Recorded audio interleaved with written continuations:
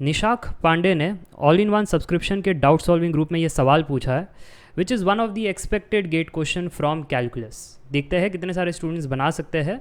अगर ये सवाल आएगा तो 1 मार्क का ज़रूर आएगा, ठीक है। Let F of X be a continuous and differentiable function on closed interval 3 to 18। If F of 3 is -50 and F dash of X is less than equal to 20, then the largest possible value of F of 18 is what.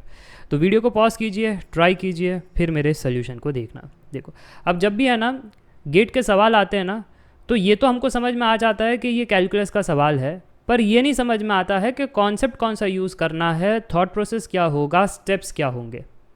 इसलिए बहुत सारे बच्चे ये एक सवाल पूछते हैं कि सर हम पढ़ाई तो कर लेते हैं पर फिर गेट के सवाल नहीं बनते, है ना। हमारे कंसेप्ट तो क्लियर है पर गेट के सवाल नहीं बनते। आंसर है वो थॉट प्रोसेस में। देखो, मैं जब ये सवाल पढ़ता हूँ तो मुझे ये तो समझ में आ चुका है कि ये जो फंक्शन है ये कॉन्टिन्यूस है और डिफरेंशिएबल है, तो मेरे दिमाग में आ जाता है कॉन्टिन्यूटी डिफरेंशिएबिलिटी का जो टॉपिक है उसमें क्या क्या चीज़ें कॉन्सेप्ट्स हमने पढ़ी है जो इस सवाल में यूज़ की जा सकती है। देखो, कॉन्टिन्यूटी की तो फार्मूला का कोई फ़ायदा नहीं है यहाँ पर, डिफरेंशिएबिलिटी का भी कोई फ़ायदा नहीं है, बट जो लेग्रैंज मीन वैल्यू थियरम है उसका यूज़ कर सकते हैं, ठीक है। क्योंकि लेग्रैंज मीन वैल्यू थियरम क्या कहता है कि अगर आपका फंक्शन कॉन्टिन्यूस एंड डिफरेंशिएबल दोनों हो एक इंटरवल में, तब मेरा इस्तेमाल कर सकते हो, अगर ना हो तो नहीं कर सकते हो इस्तेमाल। याद आ रहा है आपको? और अगर याद आ रहा है तो फिर हम कह सकते हैं कि लेग्रैंज मीन वैल्यू थ्योरम के हिसाब से हम कह सकते हैं दैट इंस्टेंटेनियस स्लोप, ये हमारा instantaneous slope is equal to normal slope, right, which is F of B minus F of A divide by B minus ए।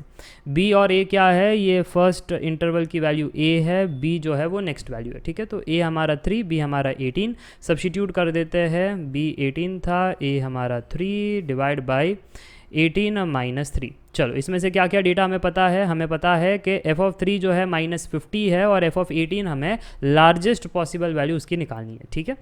चलो, तो यहाँ पर हम क्या कहेंगे, एफ ऑफ 3 जो है वो -50 है, तो ये जो राइट साइड का कैलकुलेशन है वो है f of 18 minus into minus plus, तो प्लस 50 डिवाइड बाई 18 माइनस 3 जो है 15, ठीक है।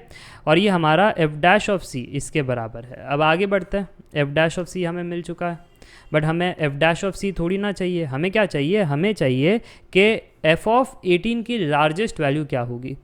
अब कैसे आगे बढ़े? Next data, F dash of x, जब आप कह रहे हो कि एफ ऑफ एक्स हमारा कॉन्टिन्यूस है, डिफरेंशिएबल है ऑन दिस इंटरवल, तो आप फिर ये कह रहे हो कि इसका डेरिवेटिव हमेशा लेस देन इक्वल टू 20 है।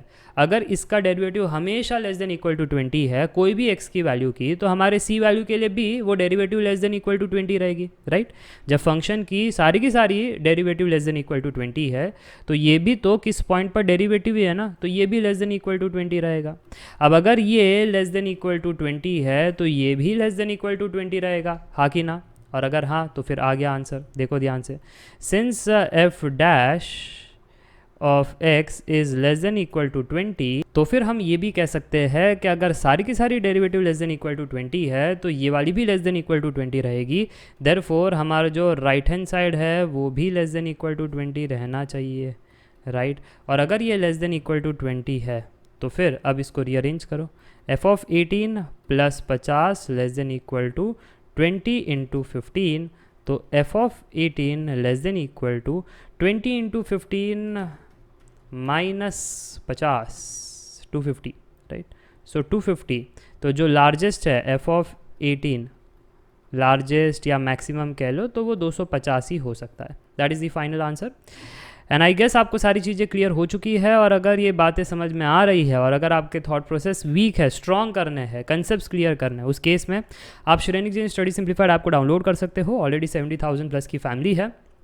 कोर्सेज आपको मिल जाएंगे जहाँ से आप पढ़ाई कर सकते हो। रिकॉर्डेड क्लासेस है, नोट्स दिए गए हैं, खुद से नोट्स बनाने की ज़रूरत नहीं है। डाउट सॉल्विंग ग्रुप है, कोई भी डाउट आ जाए कोई भी सवाल पे या कोई भी स्टेप्स पे आप पूछ सकते हो ग्रुप के अंदर।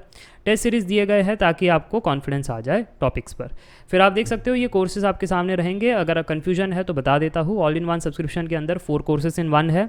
4 कोर्सेज इन 1 का मतलब मैथ्स के सारे कॉन्सेप्ट्स, मैथ्स के सारे PYQ, सारे ब्रांचेस के, सारे ईयर्स के with tricks and techniques, aptitude के सारे कॉन्सेप्ट्स, एप्टीट्यूड के सारे PYQs, सारे ब्रांचेस के, सारे ईयर्स के विद ट्रिक्स एंड टेक्निक्स, ठीक है। तो ये 4 कोर्सेज इन वन आपको ऑल इन वन सब्सक्रिप्शन में मिल जाएंगे। इंग्लिश में अगर करना है so everything would be in English, speaking style, writing style, everything.